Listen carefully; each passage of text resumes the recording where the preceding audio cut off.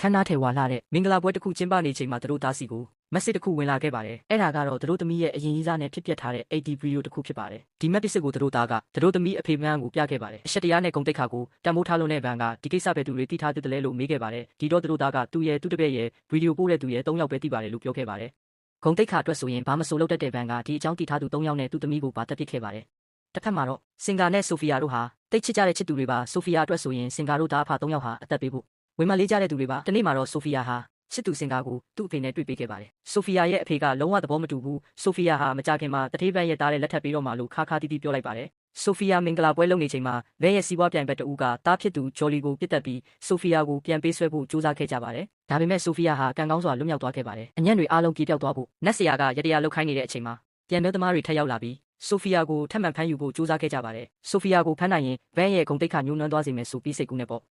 ဒါပေမဲ့သူတို့ထင်တယ်လို့ဖြစ်မလာပဲစင်ကာတို့သားဖ3ယောက်ရောက်လာပြီးဆိုဖီယာကိုကယ်ထုတ်သွားခဲ့ပါတယ်အတ္တကြီးလုံးနဲ့မန်းကတော့နောက်တရပြီးသူ့ကိုသူအဆုံးစီရင်ခဲ့ပါတယ်အဆုံးမှာတော့ဆိုဖီယာနဲ့စင်ကာဟာပျော်ရွှင်စွာနဲ့ဘဝကိုဖျက်ဆီးနေထိုင်သွားပါတယ်